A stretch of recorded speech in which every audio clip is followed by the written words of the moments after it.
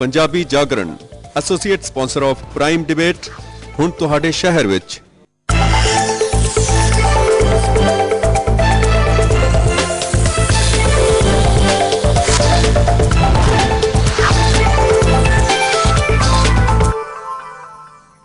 Hello and welcome to Day and Night Prime. We also welcome viewers of G Punjab in the US. Here are the headlines.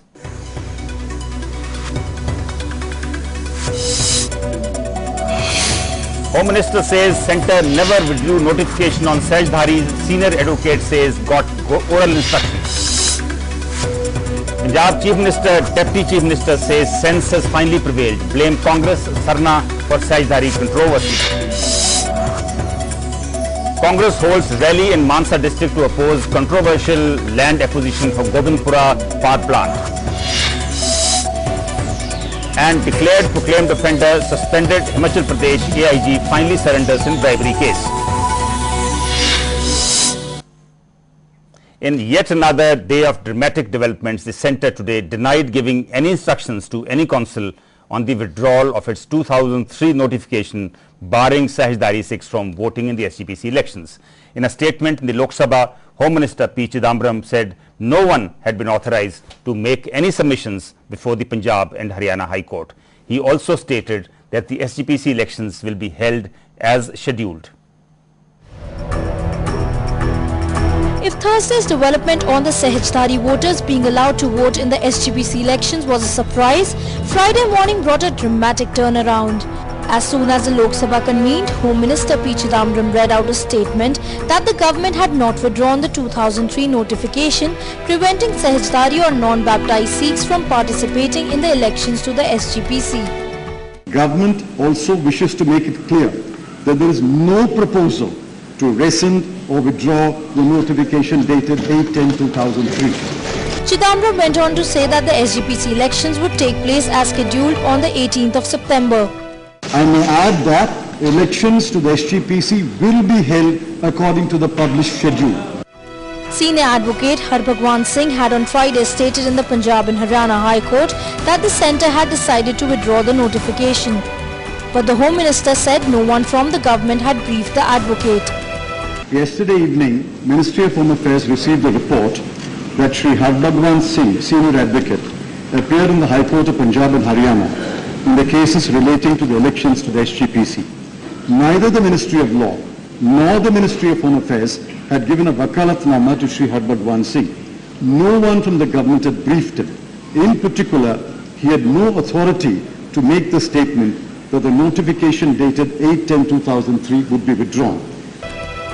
In the Rajya Sabha, leader of the opposition Arun Jaitley even asked if the government intends to proceed against Harbhagwan Singh, and Chidambaram replied that an explanation will be sought. Bureau Report, Day and Night News. The leaders of the Shiromani Akali Dal and Shiromani Gurdwara Prabandhak Committee were both quick and scathing in their response. They termed the developments as centre's continued interference in the affairs of the Sikhs and indifference to their sentiments. शिरोमणि गुरुद्वारा प्रबंधक committee के election हो रहे थे, nomination भी हो गए, withdrawal भी होगी।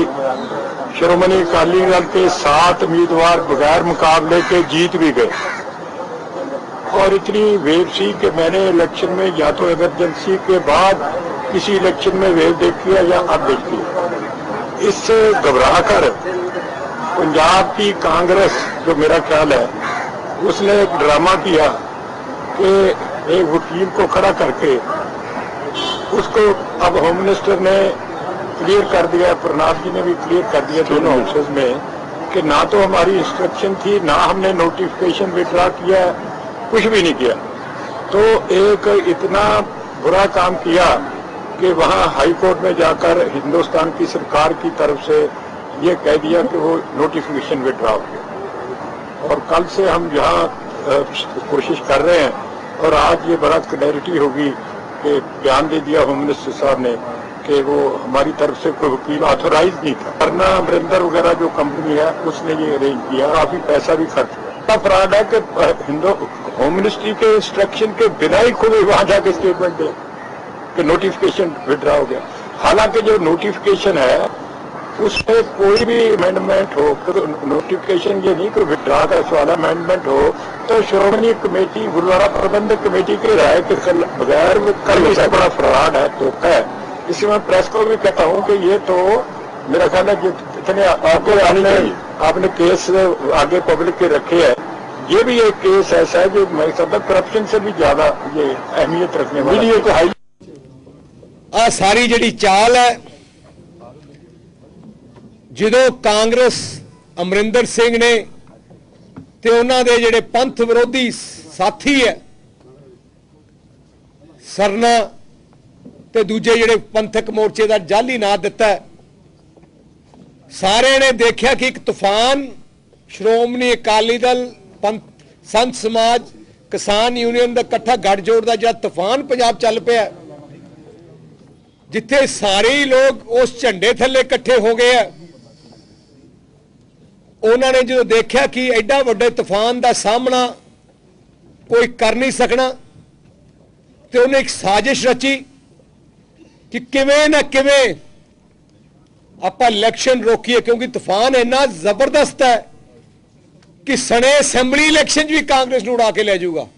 पर जो सेंटर की सरकार ने देखा कि आदा एक होर पंगा खड़ा कर लिया, उन्होंने उम्मीद नहीं सी कि पंजाब की जनता किवें इकट्ठे एकदम तूफान वांगू इकट्ठे होगी। ते अज उन्होंने सिख पंथ के सामने गोडे टेकने पे सेंटर की कांग्रेस सरकार ने। अमरिंदर सिंह ने पहले भी अपने इलैक्शन जो मुख्यमंत्री सी उदों भी इन्हें SGPC से कब्जा करने की कोशिश की, उदों SGPC मैंबरां नूं दबाया, धमकाया, पर्चे दिते, पुलिस नूं वरतिया, पर उदों भी सिख पंथ ने नकार के इन्हूं सिर दिता। हुण कौन झूठा है, कौन सच्चा है, किने कॉन्स्पिरेसी की, किवें होई, किवें कोर्ट नूं डिसीव किया, किवें पंजाब की जनता नूं डिसीव किया, किवें देश नूं डिसीव किया, सारे दी पूरी इंक्वायरी होनी चाहिए है। ते इहदे ते जिहड़ा गिल्टी है उन्हां दी साजिश नूं नकार सारे लोकां दे सामने अगे रखने की लोड़ है, ते उन्हां दे खिलाफ सख्त कानूनी कार्रवाई करने की लोड़। उसी की साजिश है, इसको इससे सबसे बड़ा फायदा होना। जो SGPC की इलेक्शन ना होए तो फायदा किसका है? आज SGPC की इलेक्शन जब 15 दिनों बाद होनी है, 8 मेंबर अनअपोज इलेक्ट हो भी गए हैं। आज पंजाब में SGPC और अकाली दल के हक में इतनी हवा है कि 95% सीट्स हमारे पार्टी को मिलेंगी। डिफीट को देखते हुए कांग्रेस इतनी हड़बड़ा गई कि वो इस हद तक ले गए कि उन्होंने अदालत में जाके झूठा बयान नोटिफिकेशन विड्रॉ करके इतना बड़ा स्टेप रखी। जवाहरलाल नेहरू मास्टर तरह से अकॉर्ड कहता है कि सेंट्रल सरकार SGPC के मामलों में कोई ऐसा नोटिफिकेशन नहीं कर सकती जो SGPC के कंसल्टेशन के बिना हो। उस वकील के खिलाफ जी कार्रवाई फौजदारी मुकदमा दायर करके वो खिलाफ कार्रवाई की जानी चाहिए है, वह लाइसेंस कैंसल किया जाना चाहिए। और नाल ही मैं समझदा ये कि साजिश है जो उन्होंने भी की तो किन्ने की है, फिर हो सकता किसी पंजाब के लीडर ने की हो। ये सारी साजिश नूं बेनकाब किया जाना चाहिए। श्रोमणी गुरुद्वारा प्रबंधक कमेटी डेफिनेटली केस दायर करेगी। पहला मैं सरकार तो मंग करता सी, लेकिन नाल ही मैं कह रहा कि श्रोमणी गुरुद्वारा प्रबंधक कमेटी किसी कीमत पे स्पेयर नहीं करेगी, उन्होंने खिलाफ पर्चा दर्ज कराएगी। And this is what senior Supreme Court lawyer H.S. Fulka had to say on this issue. 4 बजे का यह डिवेलपमेंट आ, 4 बजे कल तो लैके अज सवेरे 11 बजे पार्लीमेंट के शुरू होने तक होम मिनिस्ट्री की सुती हुई सी। 19 घंटे होम मिनिस्ट्री की कर रही सी? कि होम मिनिस्ट्री का फर्ज नहीं बनता कि इमीडिएट अगर उन्होंने वकील ने गलत स्टेटमेंट दी है, सारे टीवीज़ के उत्ते आ रहा, इंटैलीजेंस उन्होंने कोले बैठी है, इंटैलीजेंस ने आके रिपोर्ट दी होनी कि पंजाब दे की हाल हो रहा, इमीडिएटली होम मिनिस्टर ने यह चीज़ क्लैरीफाई करनी चाहिए सी। क्यों इन्होंने 19 घंटे ये वेट क्यों किया? ये होम मिनिस्टर नूं एक्सप्लेन करना पैना पंजाब नूं ते नेशन नूं, उसनूं हर एक गल का जवाब देना पएगा। और क्रिमिनल कंटैम्प्ट जो है उस दे विच सज़ा भी हो सकती है, लाइसेंस भी कैंसिल हो सकता। There has been an angry reaction even from the Sikh clergy. The Jathedar of the Akal Takht did not spare the centre in his criticism. सहधारी शब्द सिख रहत मर्यादा विच शामिल ही नहीं है। केसां दी बेदबी ते होर बजर कुरैतां करन वालियां नूं ਕਿਸੇ ਵੀ ਸੂਰਤ ਵਿੱਚ ਸਿੱਖ ਸਵੀਕਾਰ ਨਹੀਂ ਕੀਤਾ ਜਾ ਸਕਦਾ। ਸਿੰਘ ਸਾਹਿਬਾਨ ਨੇ ਅੱਜ ਦੀ ਇਕੱਤਰਤਾ ਵਿੱਚ ਦੇਸ਼ ਦੇ ਹੁਕਮਰਾਨਾਂ ਨੂੰ ਤਾੜਨਾ ਕਰਦਿਆਂ ਹੋਇਆਂ ਕਿਹਾ ਕਿ ਸਿੱਖ ਸਿਧਾਂਤਾਂ, ਮਰਜ਼ਾਦਾ ਤੇ ਪਰੰਪਰਾਵਾਂ ਨਾਲ ਕਦੇ ਵੀ ਕਿਸੇ ਵੀ ਹਾਲਤ ਵਿੱਚ ਖਿਲਵਾੜ ਕਰਨ ਦੀ ਆਗਿਆ ਨਹੀਂ ਦਿੱਤੀ ਜਾ ਸਕਦੀ। ਪਿਛਲੇ ਦਿਨੀ ਕੇਂਦਰ ਦੇ ਕਾਨੂੰਨ ਮੰਤਰੀ ਵੱਲੋਂ ਸਿੱਖਾਂ ਦੇ ਵੱਖਰੇ ਆਨੰਦ ਮੈਰਿਜ ਐਕਟ ਨੂੰ ਪ੍ਰਵਾਨ ਨਾ ਕਰਨ ਸੰਬੰਧੀ ਦਿੱਤੇ ਬਿਆਨ ਨੇ ਸਿੱਖਾਂ ਨੂੰ ਦੂਸਰੇ ਦਰਜੇ ਦੇ ਸ਼ਹਿਰੀ ਹੋਣ ਦਾ ਅਹਿਸਾਸ ਕਰਵਾਇਆ ਹੈ। ਸਿੰਘ ਸਾਹਿਬਾਨ ਨੇ ਸਰਕਾਰ ਨੂੰ ਚੇਤਾਵਨੀ ਦਿੰਦਿਆਂ ਹੋਇਆਂ ਕਿਹਾ ਹੈ ਕਿ ਜੇਕਰ ਇਸ ਮਸਲੇ ਨੂੰ ਤੁਰੰਤ ਹੱਲ ਨਾ ਕੀਤਾ ਤਾਂ 26 ਦਸੰਬਰ 2011 ਨੂੰ ਸਿੰਘ ਸਾਹਿਬਾਨ ਦੀ ਹੋਣ ਵਾਲੀ ਇਕੱਤਰਤਾ ਦੇ ਵਿੱਚ ਨਿਰਣਾਇਕ ਫੈਸਲਾ ਲਿਆ ਜਾਏਗਾ।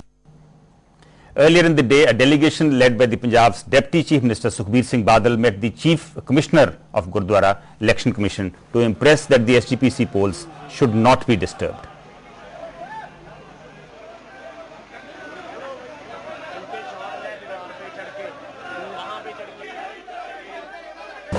जो कुछ होता वो कहते हैं कि हाल तक इलेक्शन चल रही है जी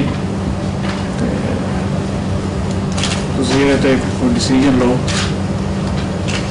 कह हाल तक कोर्ट के आर्डर साढ़े को अवेलेबल नहीं हुए वो देख के in accordance with law rules act जोड़े है commissioner will act according to that we see authentically कि भी if that notification has been withdrawn, if once we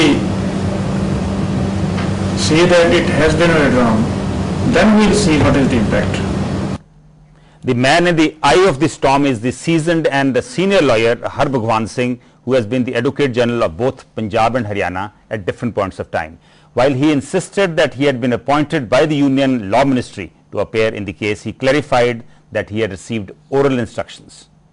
परसों तो उन्होंने मुझे कहा ये उसमें तो ये है कि आपने रिप्रेजेंट करना गवर्नमेंट ऑफ इंडिया को, वो जो मुझे फैक्स आया उसमें तो सारे कल जिस वक्त I was ready for 1.5 for the arguments to put my case before the court, then as I told, somebody called me outside and it said ministry of law में सब वो करना चाहते हैं और आप उन्होंने कहा कि ये नोटिफिकेशन हम फीस करते हैं कि टेनेबल नहीं है व्हाट शायद यूज़ किया और you can withdraw it and वो ये भी कह रहा था कि फिर तो इलेक्शन नहीं हो सकेंगे क्योंकि वोटर लिस्ट ही।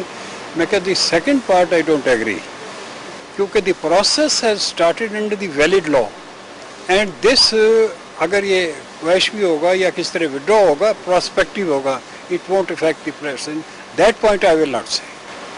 लेकिन चिदम्बरम ने आज जो बयान दिया है आई डोंट नो व्हाट चिदम्बरम से आई एम नथिंग। लेकिन उन्होंने कहा कि आप ऑथराइज्ड नहीं हो। आई don't no I am authorised.